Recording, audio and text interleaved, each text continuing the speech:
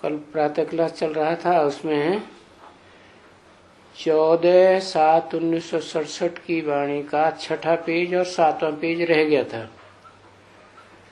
तो बात चल रही थी कि तुम जब तक यात्रा पर हो तब तक तुम पवित्र रहते हो। तो उनको समझाते थे, भक्ति मार्ग में जो यात्रा पर साथ में जाते थे, पुराने तो बहुत जाते थे, युक्ति से बताते थे। बड़े वो रिद्धि सिद्धि वाले जाते थे, पैदल जाते थे। अभी तो बहुत जाते हैं, शौकीन जाते हैं, फिर वहां कुछ खाते पीते भी हैं, समझा ना। ऐसी यात्रा भी करने वाले को बाबा जानते हैं प्रैक्टिकल में। इसको शराब की आदत होती है पीने की, तो तीर्थ यात्रा में भी शराब बगैर रह न सके तो जाएंगे तीर्थ यात्रा पर और वो बोतलें जरूर पिएंगे, पॉकेट में उठा के डाल लेंगे। अरे बड़े बड़े आदमियों को हमने देखा, एकदम अच्छे अच्छे घर के बुजुर्ग बड़े लोग तीर्थों पर आएंगे ना, पीछे वो छिपा करके रखते रहेंगे। कोई पॉकेट में इतनी बोतलें भी डाल देंगे, या मोटर के नीचे, गाड़ी के नीचे।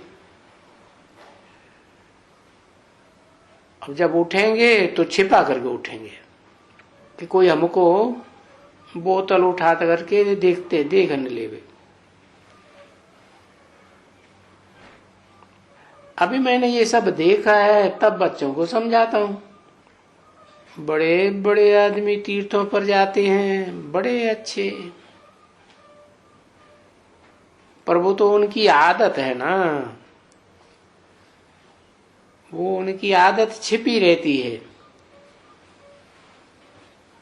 उन्हें बगैर चल नहीं सकते हैं, एकदम नहीं चल सकते।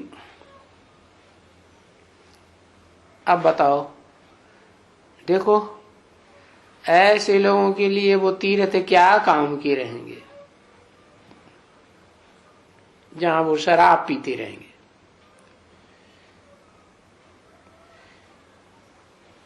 ये तुम सुना है ना, विनाश होता है तो लिखा हुआ है कि वो शराब पी पी करके। ये शराब बहुत पीछे हैं बच्चे। वो जो लड़ाई वाले लोग होते हैं ना, शराब पी के लड़ाई लड़ते हैं, बहुत पीते हैं, समझा ना। उनको शराब पिलाए करके अच्छी तरह से बोलो, इसमें बैठ करके जा करके ये शहर के ऊपर गिरो एकदम, या तो स्टीमर के ऊपर जाकर गिरो। इसके साथ ही गिर जाओ। तो देखो बच्ची, वो जाते हैं एरोप्लेन लेकर के, देखेंगे स्टीमर खड़ा है, धू धू करके खुद भी जा करके उनके ऊपर गिरेंगे, और ठीक इनके ऊपर जाकर के गिरेंगे एकदम। कहीं ऐसा ना हो मिस हो जावे, दूसरी जगह गिर जावे।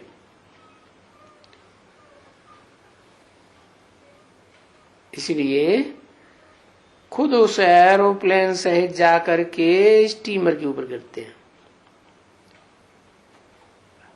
अब क्या स्टीमर भी डूब जाएगा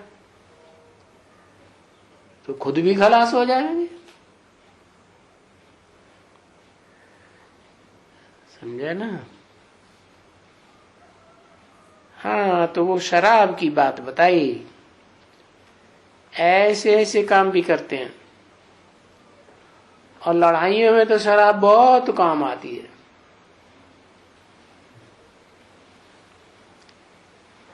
क्या है शराब में? बाबा की तो कभी टेस्ट नहीं की। टेस्ट की हुई होती है तो कुछ पता चले। बाकी जो शराब पिए हैं, छोड़े हैं, उनको मालूम होगा कि उनको क्या मजा लगता है। अरे बच्चे, वो बादशाह बन जाते हैं एकदम उस समय में, जैसे बादशाह। एक तरफ मैंने देखा, एक तरफ में दिवाला मारा और दूसरी तरफ में फिर शराब पीते हैं, बादशाह जैसे बन जाते हैं। बड़े मौज में एकदम। बस ऐसे ही देखने में आते हैं जैसे बादशाह। वो जो हैं, ये उन्होंने दिवाला पाड़ा, उनको उस समय में बिल्कुल भूल जाता है एकदम कि हमने दिवाला पाड़ा। तो ये बच्चे, तुम्हारे को ये मिलता है अभी ये ज्ञान अमृत। अब वो है तो ज्ञान अमृत, अमृत नहीं है, ज्ञान ही है। तो बाबा ने बोला कि ये है सृष्टि को समझना। बाकी ये ज्ञान मिलता किस लिए? बताओ, इसका लक्ष्य क्या है? ज्ञान मिलता है याद करने के लिए, क्योंकि ज्ञान होगा, जानकारी होगी तो बाप की पहचान होगी, और बाप को पहचानेंगे तो ठीक से याद कर सकेंगे। तो याद के लिए ज्ञान मिलता है।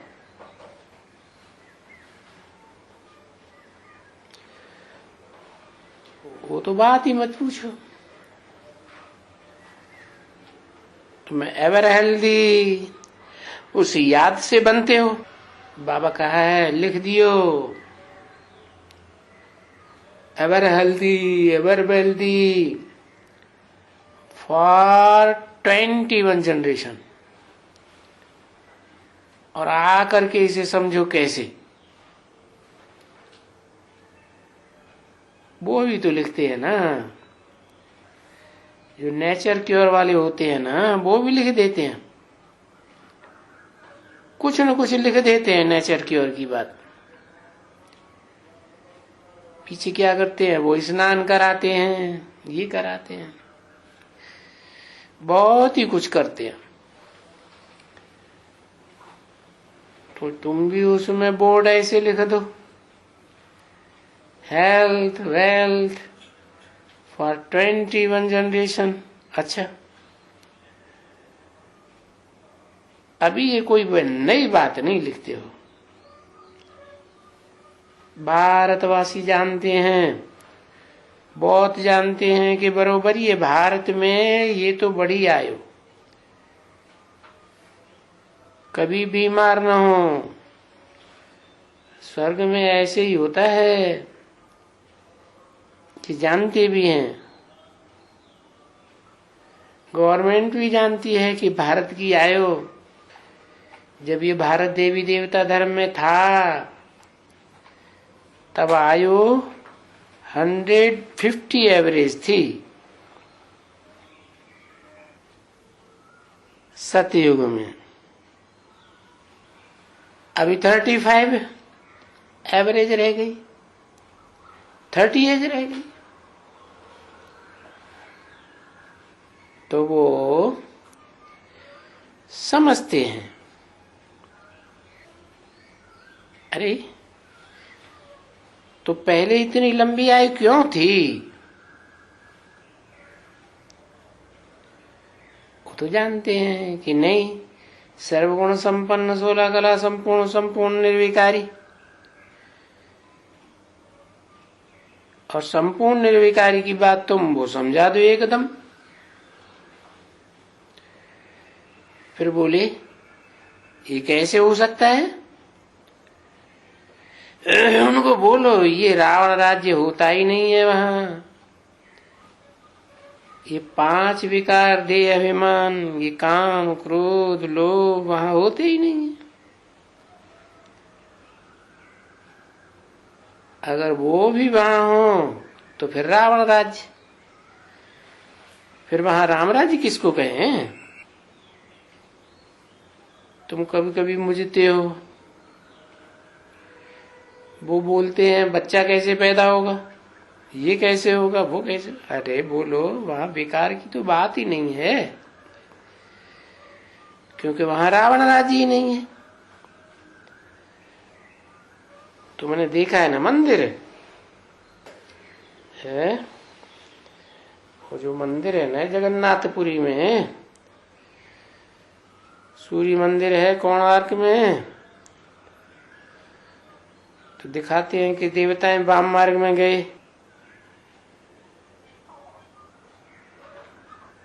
वो जो बच्चे ये जो हमारे कलकत्ते वाले जगन्नाथपुरी मंदिर में देखा कि ऊपर बड़ी क्लियर बात लिखी हुई है और समझने की बात है कि देवताएं कैसे वाम मार्ग में गिरते हैं।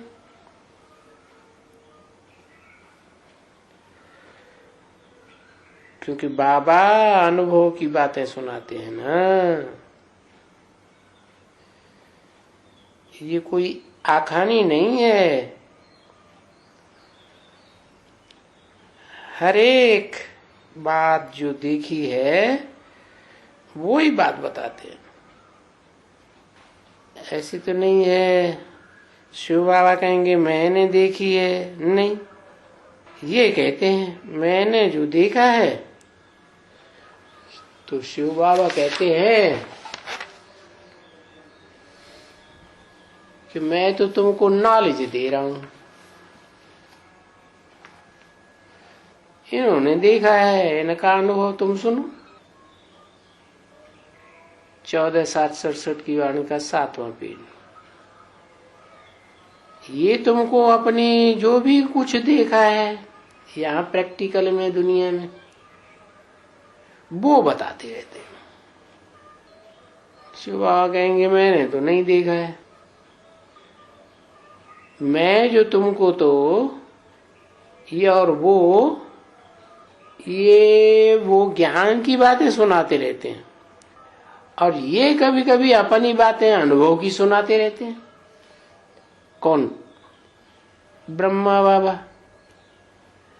तो जब ब्रह्मा ऐसे करते हैं कि वो अपनी अनुभव की बातें सुनाते हैं, ज्ञान की बातें शिव बाबा सुनाते हैं, तो ब्रह्मा के फॉलोअर्स क्या करेंगे?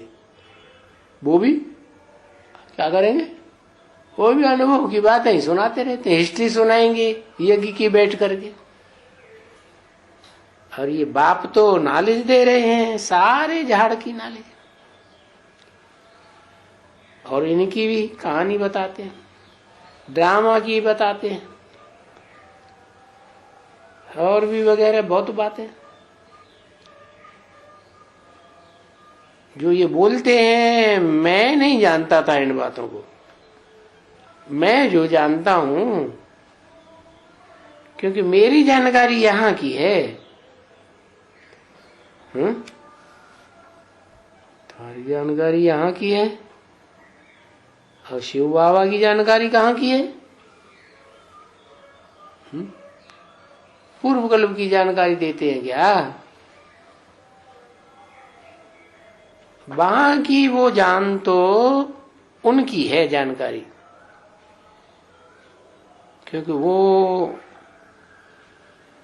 क्योंकि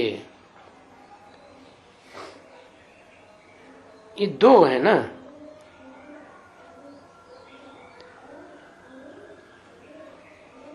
इसमें 2 बच्चे हैं,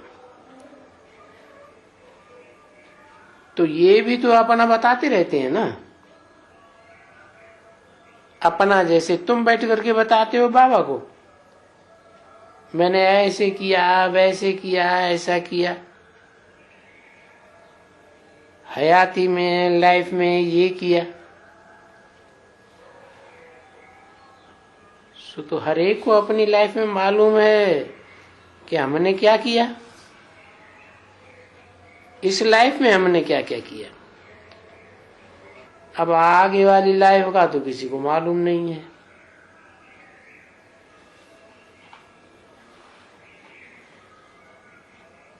तुम आगे वाली लाइफ में कितने पाप किए हैं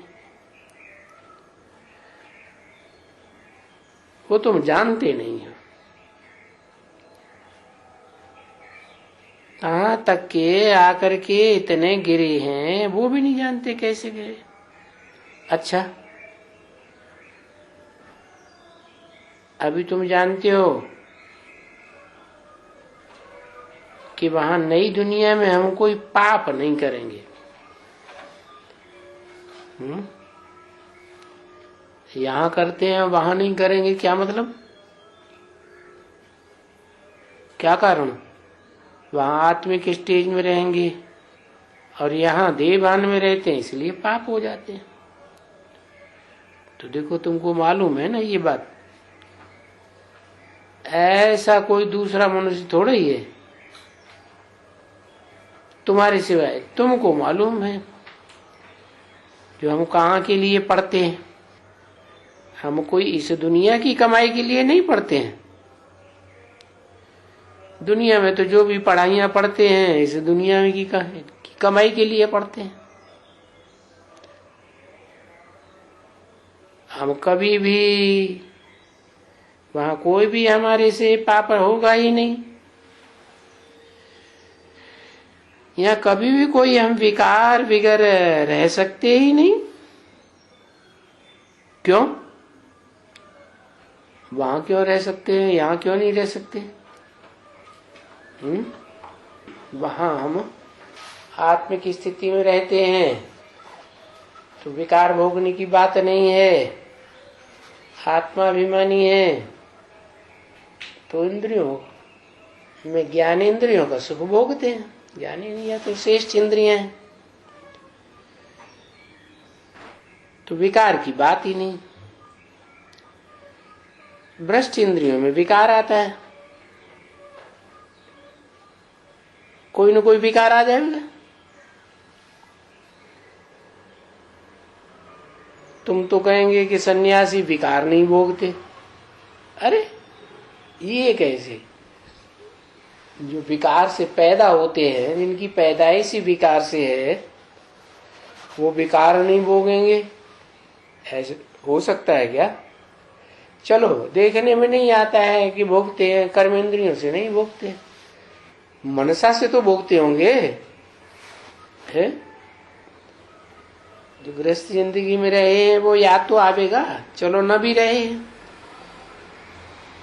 आदि शंकराचार्य मिशन बचपन से ही सन्यासी ले लिया, तो भी वो शंकराचार्य ने जिसमें प्रवेश किया उसके पूर्व जन्म तो है, तो पूर्व जन्म की बातें याद आएंगी, तो वाइब्रेशन तो आएंगे ना। अच्छा, और भी तो पाप साथ में होते हैं ना, बरोबर।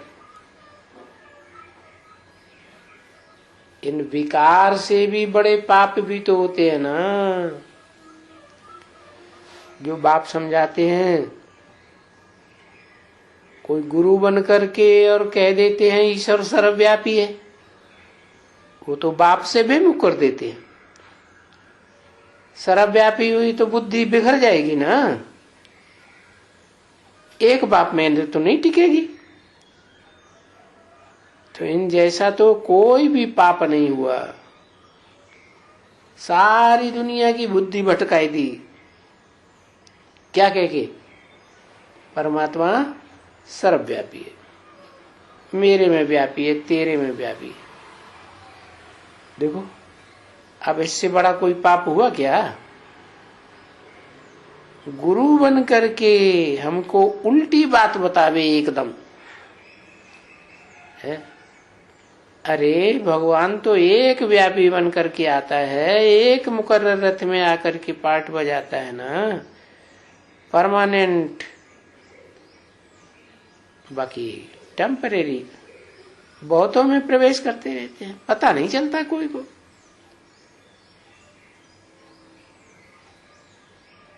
तो ये पाप भी एक बड़ा पाप है, सबसे बड़ा पाप, कि सबकी बुद्धि को भटकाई दिया।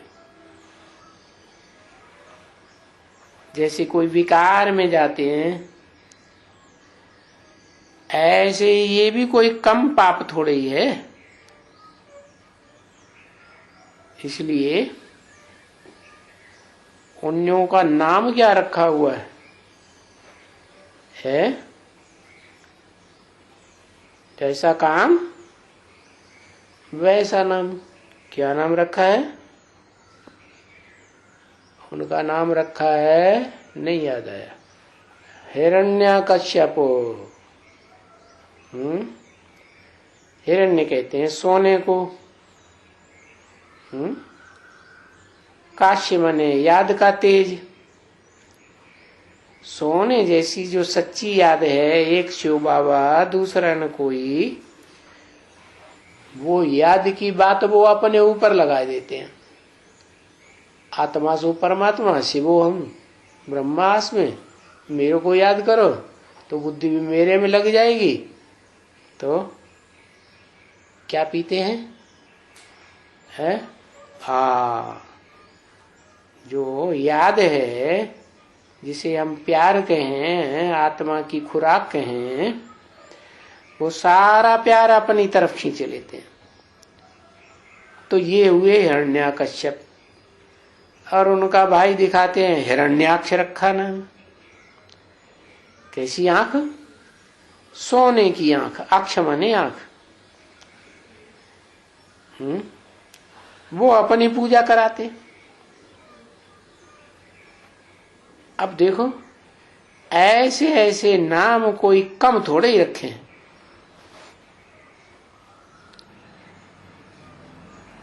ढेर के ढेर नाम है असुरों के।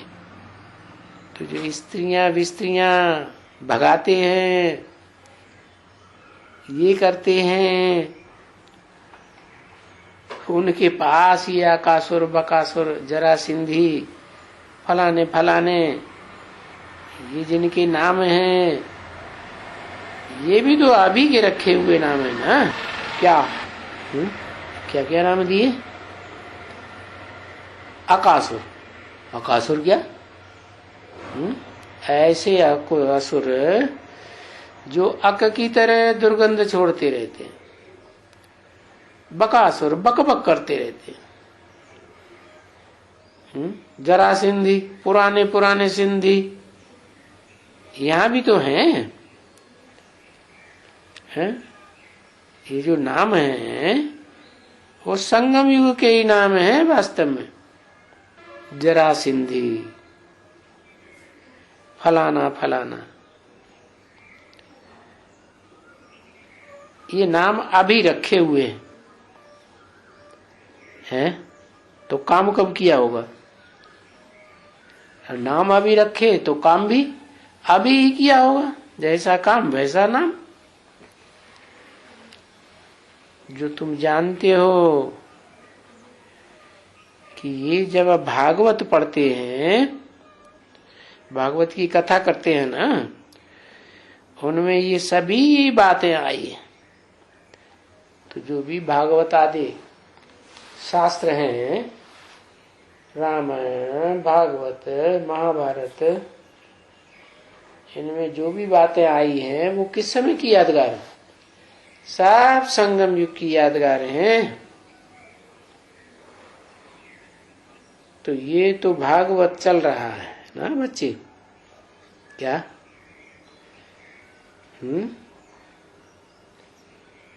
कैसे चल रहा है? तुम्हारा रियल भागवत चल रहा है क्या? वो तो भागवत की कथा सुनाते हैं, सुनने वाले सुनते हैं, सुनाने वाले सुनाते हैं, लेकिन प्रैक्टिकल में भागवत कुछ होती तो नहीं है। और यहाँ तो प्रैक्टिकल में भागवत हो रही है। तो तुम्हारा रियल भागवत हुआ, उनका डुप्लीकेट भागवत होता है। सिर्फ सुनाते हैं। यहाँ तो भगवान बैठ करके बच्चों की ये नाले सुनाते हैं। तो ये नाले सुनाते हैं तो वास्तव में होना चाहिए गीता। बाकी इनकी बायोग्राफी लिखने की कोई दरकार नहीं रहती है। किनकी बायोग्राफी? भगाने वालों की है। उन्होंने भगाने वाले में नाम डाल दिया कृष्ण का। अरे कृष्ण तो छोटा बच्चा है, वो कैसे भगावेगा और कैसे राजयोग सिखावेगा? ये सब उल्टम पलटा कर दिया। तो देखो, तुमको सच्ची सच्ची शिव बाबा की बायोग्राफी लिखना चाहिए।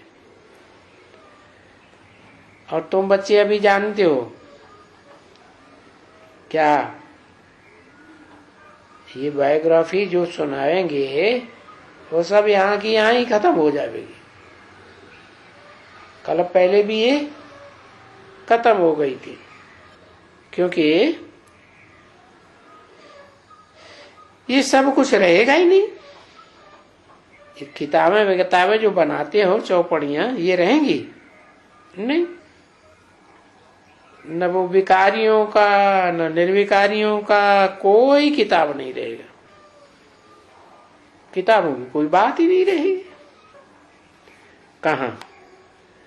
क्योंकि जो पुरानी दुनिया का विनाश सामने खड़ा है तो सब भस्म हो जाएगा।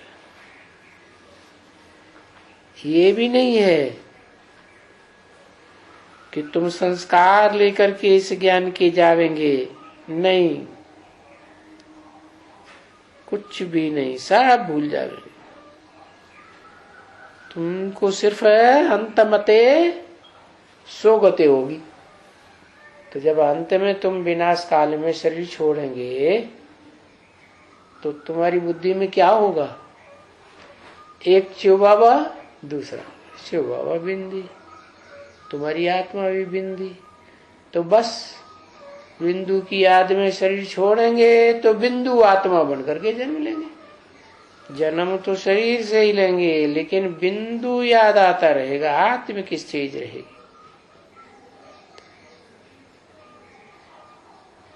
तो तुम इस ज्ञान के संस्कार विस्तार के नहीं ले जाएंगे।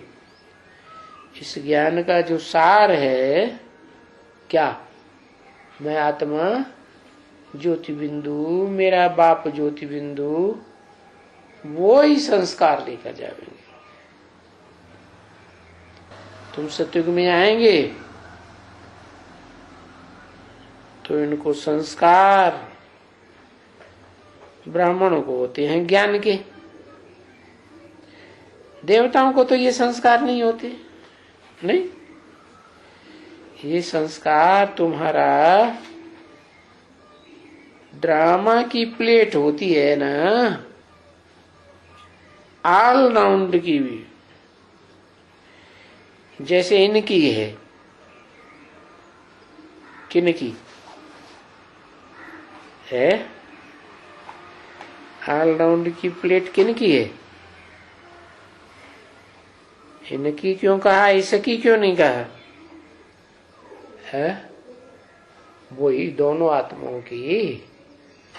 एक आत्मा सतयुग में जो कृष्ण के रूप में जन्म लेगी, वो आत्मा संगम में ब्रह्मा नाम से पार्ट बजाई रही है। और जो आत्मा राम के रूप में त्रेता में पार्ट बजाएगी और संगम युग में भी स्वर्ग की स्थापना करती है, तो राम वाली आत्मा ही फिर शंकर का पार्ट बजाती है।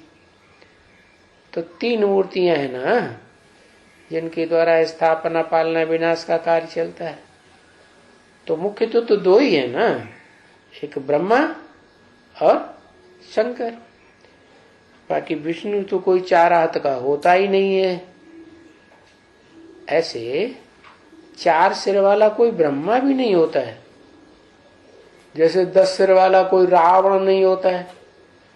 लेकिन ये समझने की बात है कि ये मिलकर के काम करते हैं तो इनके सिर मिलाए के एक कर दिए। ये अंत समय की बात है। बस चक्कर करके इंड हो गई, फिर रखो तो फिर फिरती है। वो प्लेट होती है ना, उस समय डैग होता था रिकॉर्डर का, उसमें प्लेट रखते थे। प्लेट रखी और सारा गीत बज गया, जो कुछ भी है भरा हुआ सब बज गया, निकाल लिया, फिर रखी, फिर वही बजेगा। तो ऐसे ही तुम्हारी आत्मा में 5000 वर्ष का रिकॉर्ड भरा हुआ है। कोई की आत्मा में कम रिकॉर्ड है, कोई की आत्मा में ज्यादा है। 5000 वर्ष का रिकॉर्ड, इससे जास्ती रिकॉर्ड होता नहीं कोई का। कोई के कम जन्म, कोई के ज्यादा जन्म। तो अभी जब वहां जाएंगे तो ये सब का रिकॉर्ड खलास। जो यहाँ शूटिंग हो गई वही पक्का हो जाएगा। रिकॉर्डिंग हो गई तो हो गई, वही नाली शुरू हो जाएगी।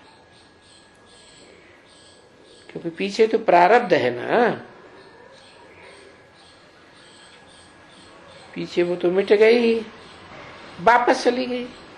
वो जो नॉलेज सुनी वो उसमें चली गई। ये ड्रामा में जैसे इसमें रिकॉर्ड में भरा होता है, ऐसे ये रिकॉर्ड करने की बात है। ऐसे तुम्हारी भी वो वहां स्टॉप भी हो जाती है, बंद भी हो जाती है। फिर नए सिरे तुम्हारी ये प्रारब्ध चलती है। वैसे ही फिर नए सिरे सबकी प्रारब्ध चलेगी। जैसे नए सिरे पार्ट बजाते तैसे फिर से बजाएंगे। और एक एक मनुष्य अपनी अलग अलग पार्ट बजाएगा। एक की एक्टिविटी न मिले दूसरे से। देखो ये कितनी बड़ी नॉलेज है। और इस ड्रामा में मनुष्य कितने हैं? करोड़ों मनुष्य। और उन सब करोड़ों मनुष्यों की आत्मा में अपना अपना पार्ट रुंधा हुआ है। अभी ये कोई समझने की बातें, समझाने वाला समझे, समझाए। कोई इसमें बहुत कुछ समझाने की बात है ना। क्या बात है कि हमारी आत्मा रूपी रिकॉर्ड में क्या क्या पार्ट भरा हुआ है। तो 84 जन्मों का पार्ट भरा हुआ है। किसी को मालूम पड़ जाए तो सुनाने में बहुत लंबा टाइम चला जाएगा। फिर एक एक का बैठ के समझाएं। क्योंकि हर आत्मा के जन्म जन्मांतर संसर्ग संपर्क में आने वाली, संबंध में आने वाली आत्माएं अलग अलग होंगी ना। तो जो भी जन्म जन्मांतर के मिटमेट हैं, उनकी सबकी जानकारी कुछ न कुछ होनी चाहिए ना। तो ये ड्रामा में सबका अपना अपना पार्ट है। और ये समझने समझाने वाला कोई हो तो कितनी बातें समझ सकता है और कितनी बातें समझा सकता है। समझेंगे तो समझाने लग पड़ेंगे। पीछे एक आधा घंटा समझावे। देखो बच्चे होते हैं ना, छोटे बच्चे, वो नाटक देख करके आते हैं, आते हैं तो कितनी बातें समझाते हैं। तो ये 2 पेज की मुरली रह गई थी। अभी कल चल रही थी लास्ट में 14/7/67 की वाणी का 9वां पेज चल रहा था। 2 लाइनों में बात चल रही थी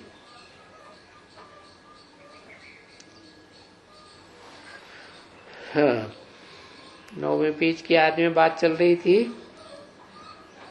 अभी चलो पुरुषार्थ करो,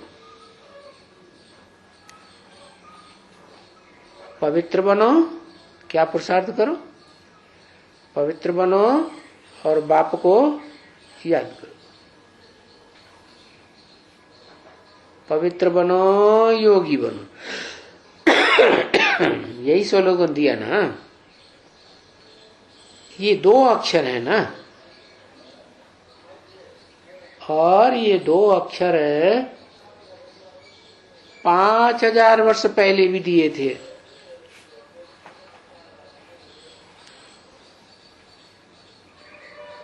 जब राजयोग सिखाया था तब ही ये अक्षर दिए थे। क्या? पवित्र बनो और योगी बनो। पहले पवित्र बनो ये क्यों लिखा जाता है? क्योंकि पवित्र बनेंगे तो ही योग लगेगा, और पवित्र नहीं बनेंगे तो जिनके साथ अपवित्र बनते रहेंगे उनके साथ बुद्धि योग जुट जाएगा, फिर वो ही याद आते रहेंगे। है फिर एक शिव बाबा दूसरा न कोई, वो बात तो झूठी हो जाएगी, याद ही नहीं आएगा। मन मना भव की बात ही खत्म, और मन मना भव की बात खत्म तो मध्याजी भी खत्म। क्योंकि मन माने दिल, जिसमें दिल ही नहीं लगेगा तो उसके प्रति काम धंधा करेंगे? करेंगे ही नहीं। जहां दिल लगी हो योगी, वह उसी में काम धंधा बुद्धि जुटी रहेगी, इंद्रियां जुटी रहेंगी। तो अभी इस मन मना भव मध्याजी भव का अर्थ ही ये है। क्या? माम एकम याद करो, और फिर बदले में वर्षा लियो। तो वेद बाप को याद करो तो पवित्र बनते जाएंगे। हद के बाप को याद करेंगे तो क्यों नहीं पवित्र बनेंगे? क्या कारण हुआ कि हद के बाप की हद की दुनिया? वो बाप थोड़े कहते हैं सिर्फ मुझे याद करो। हद के बाप कहते हैं क्या? नहीं, वो तो पूरा परिवार है, सबका ध्यान दिलवाने के लिए बोलते। सबका ध्यान रखो, सबको सुख दियो, सबको शांति दियो। और यहाँ तो शिव बाप कहते हैं सिर्फ मुझे याद करो। अगर दूसरों को भी याद किया तो पाप बढ़ जाएंगे। उस दुनिया में तो जन्म जन्मांतर 1 गुना पाप चढ़ता है, और यहाँ तो 100 गुना पाप चढ़ता है। तो मुझे एक को याद करो तो पवित्र बनते जाएंगे, और पवित्र बनेंगे तो पवित्र दुनिया की राजाई लियो। फिर औरों को भी आप समान बनाओ, राजाई ऐसे नहीं मिलेगी। क्या? जो पढ़ाई पढ़ो वो पढ़ाई दूसरों को भी पढ़ाओ, और जितना पढ़ाते जाएंगे उतनी तुम्हारी प्रजा बनती जाएगी, बहुत प्रजा बन जाएगी। क्योंकि एक एक राजा की लाखों की तादाद में प्रजा होती है। छोटा राजा होगा तो भी 1 लाख, 1.25 लाख, 2 लाख प्रजा तो होगी ना, तो प्रजा होगी। बड़ा राजा होगा तो बड़ी प्रजा होगी। सारे भारत का सम्राट होगा तो जितनी आबादी है वो सारी प्रजा हो गई।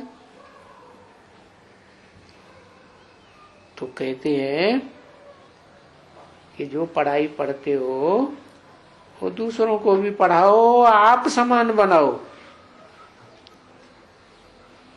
प्रजा को भी आप समान बनाओ।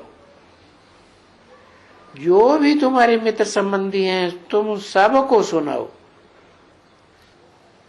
तो इतना करेंगे तो फिर डबल सिरताज देवता बन जाएंगे।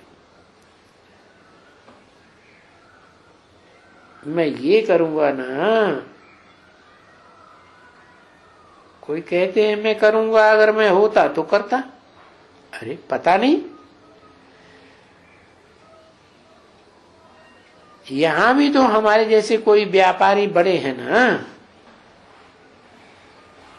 पीछे व्यापार तो अनेक प्रकार का होता है, किस्म किस्म के व्यापार होते हैं, तो बहुत कुछ कर सकते हैं, है ना। जितनी सर्विस करेगी शो करेगा। किसको शो करेगा? है बच्चा बाप को प्रत्यक्ष करेगा, फिर बाप बच्चों को प्रत्यक्ष करेगा। बहुत प्रत्यक्ष करने वाला कोई होगा तो बाप उसको बड़ा राजा प्रत्यक्ष कर देगा, सबको पता चल जाएगा ये इतना बड़ा राजा है। यानी बहुतों को तुम कल्याण करती हो तो बहुत बड़ी राजाई पाती हो। तो फिर उस कल्याण करने के काम में लग जाओ तो तुम बच्चों का फिर पद भी ऊंचा बनेगा। नहीं लगेंगे, पढ़ेंगे लिखेंगे नहीं, पढ़ाएंगे लिखाएंगे नहीं, तो फिर नीच पद बनेगा। तो हर समय बुद्धि में गर्मी बनी रहे, सर्विस सर्विस सर्विस, ठंडे मत बनो, एकदम ठंडे नहीं। और फिर आई ये अपनी दृष्टि की बात, तो वो दृष्टि भी अपनी ठीक बनाओ, क्योंकि अभी तो रूहानी सर्विसेबल बच्चे बने हो ना, तो दृष्टि भी कैसी चाहिए? रूहानी दृष्टि चाहिए। रूहानी दृष्टि माने आत्मा आत्मा, भाई भाई, नहीं तो भाई बहन, दूसरा कोई संबंध नहीं रहता रूहानी दृष्टि में। तो फिर वो जो दुनियावी दृष्टि है वो खत्म हो जाएगी। तो बाबा बहुत अनेक प्रकार से बच्चों को समझाते रहते हैं कि सर्विस में लगी रहो। उसमें भी जो दुकानदार होते हैं ना, उनको तो बहुत सहज है, दुकान पर बैठे बैठे ढेर सारे क्या ग्राहक आते रहते हैं, उनसे बातें करते रहो, ज्ञान सुनाते रहो, समझाते रहो, तो बहुत इजी हुआ ना उनके। क्योंकि तुमको तो फिर औरों के पास जाना पड़ता है, उनको तो बने बनाए आ जाते हैं, है ना। तो उनका डबल सौदा हो जाता है। वो लौकिक दुनिया का भी सौदा देते हैं और अलौकिक दुनिया का भी सौदा देते हैं, डबल कमाई। लौकिक दुनिया की भी कमाई और अलौकिक दुनिया की भी कमाई।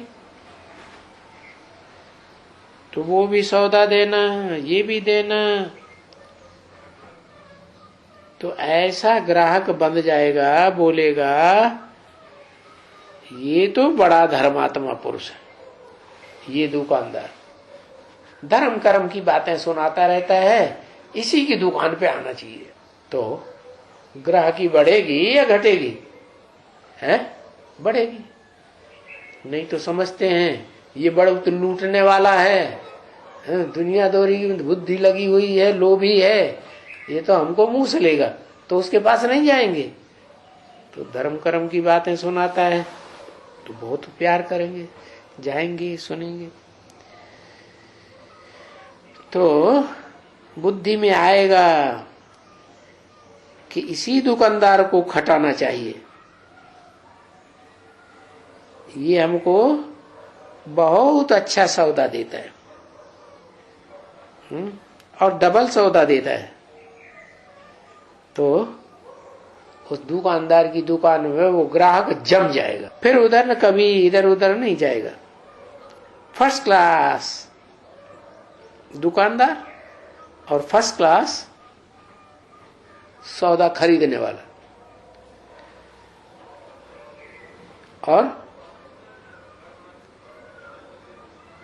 ये भी बुद्धि में रहेगा, ये फालतू पैसा नहीं खाएगा दुकानदार, क्योंकि धार्मिक आदमी है ना। वो बोलेगा ऐसे धार्मिक आदमी को तो मदद करनी चाहिए है, जो कीमत होगी उस कीमतों को जो ज्यादा भी बताया तो चलेगा चलेगा, हमारा धर्माऊ कमाई हो रही है। तो अपना नाम बताना है। बाबा तो सब कुछ समझा देते हैं ना अच्छी तरह से। देखो ये बैठे हैं, वो जाते हैं कपड़ा खरीद करने के लिए। अरे मिल मालिक वाले के तो वो जो होते हैं ना, वहां से खरीद करते हैं, उनसे मिल करके उनको बैठ करके, तो फिर ये उनको भी समझानी देनी है। आओ हम तुमको सृष्टि का चक्कर कैसे फिरता है, आओ तो हम तुमको बतावें कि तुमने 84 जन्म कैसे लिए, कैसे 84 का चक्कर लगाया है। 84 लाख जन्म नहीं लिए, सिर्फ 84 का चक्कर लगाया है। फिर बताते जाओ, इस युग में इतने जन्म, इस युग में इतने जन्म, ऐसे ऐसे करके ये 84 जन्म हुए, सब कुछ बताओ। फिर बताओ अब ये अंतिम जन्म है क्या? हाँ कहेंगे हैं ऐसे कैसे? और शास्त्रकार शास्त्री लोग तो बताते हैं अभी 40,000 वर्ष पड़े। बोलो नहीं, वो एटम बम बन चुके ना है। 100 साल पहले एटम बम का नाम निशान नहीं था। फिर भगवान आया तो भगवान का तो काम है ब्रह्मा द्वारा स्थापना करना, साथ साथ शंकर द्वारा विनाश भी करना। तो 3 मूर्तियों की इकट्ठी रचना करते हैं नई दुनिया बनाने के लिए। तो ब्रह्मा द्वारा स्थापना तो चल ही रही है, ज्ञान सुना करके है, ब्राह्मण बनते जाते हैं, उनका धंधा ही है ज्ञान सुनना सुनाना। और फिर साथ ही साथ जो शंकर का पार्ट है, हर हर बम बम, वो भी अपना काम शुरू कर देते हैं। तो आज से 80 साल पहले तो नाम निशान नहीं था। जब भगवान आते हैं तो शंकर जी का भी काम शुरू होता है, एटमिक एनर्जी बनना शुरू होती है। 36 में एटमिक एनर्जी बनने की शुरुआत हुई और 45 में धाड़पाड़ भी हो गया। लेकिन वो तो छोटी छोटी बम्बियां थी, और अभी तो हजारों हजार वाट की बम हैं। एक ही बम इतना खतरनाक होता है जो सारी दुनिया का विनाश कर सकता है। तो अब विनाश भी सामने खड़ा है, ये बात बुद्धि में डालो। क्या नई दुनिया की स्थापना भी हो रही है, अपना पद लेना हो तो ले लियो, और आकर के समझो कि तुमने कैसे 84 जन्म लिया। हम तुमको सब बातें बताएंगे। अभी सबका अंतिम जन्म है। क्या ये जो धंधा धोरी चल रही है वो सब खलास होने वाले हैं है?